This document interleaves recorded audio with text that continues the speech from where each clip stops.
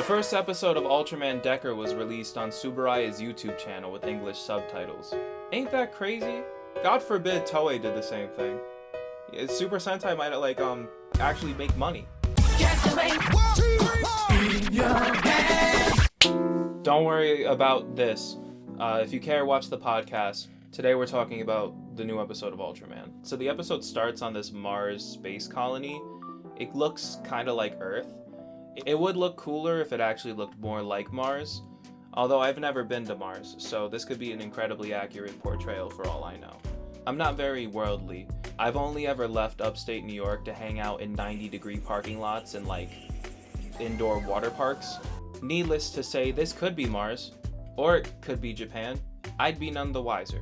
Our lead character works at a candy store, which isn't the most prestigious job, but shit if it makes him happy. Do they have a minimum wage in Japan? Or is he actually able to live off this shit? Common question of the day, is capitalism universal? Very shortly after we find this out, we have the intro, and it's edited exactly like every other Ultraman series. You have a squad pic, the individual character cards, jet planes, a scene of him transforming and growing big. I even threw in a few clips from Orb there just because I knew you wouldn't be able to recognize them. Oh, what's that? Oh, I didn't. It's crazy how you had to check though, right? It's almost like I had a valid point. It's almost like I got you. Well, what are you gonna do now? Write a comment under my YouTube video saying I didn't get you? You give me more engagement? No matter what you do, I win. I do love this intro though. It's really upbeat and makes me want to actually have fun.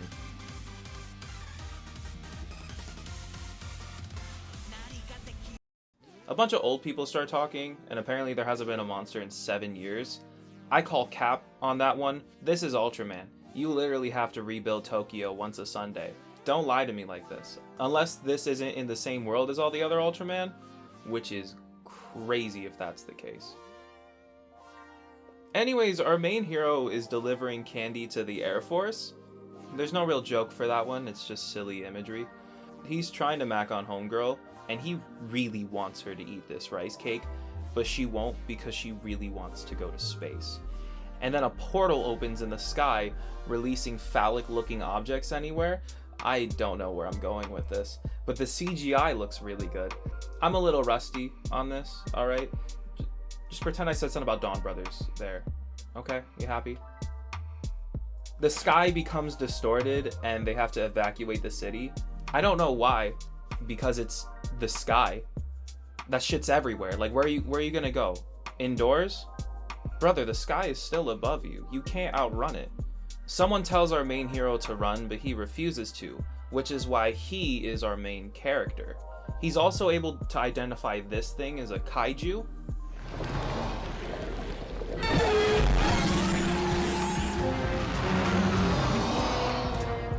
Kaiju! Which tells me he's well versed in this. Also, there's a real gun. That's not a pistol or one of them fun looking guns that they have in these shows. That's a real gun. Anyways, he was swallowed by the space nut and he begins to sweat profusely. Jesus, dog, you are going to have to shower after this. There is no way around it. Those clothes are not going to be able to get a second wear out of this. You have to wash them. There is no way around this.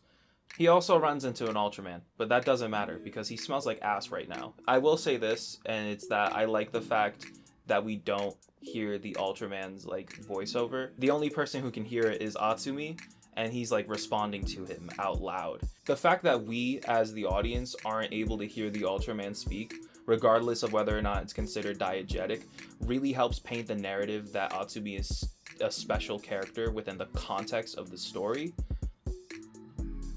He still smells like shit. It's just good writing, really. Anyways, I do like how this episode presents light. The special effects team did a really good job making it look cool and majestic. Dyna has a whole light slash space motif, even more so than other Ultramen. And I really like how Decker's suit and the special effects play into that. This is also one of the best Ultraman episode 1 fight scenes of all time. It's literally this shot right here. It's perfect. I don't even need to use words. It encapsulates everything you want from an Ultra fight. Scale, presence, actual good fight choreography. It literally speaks for itself.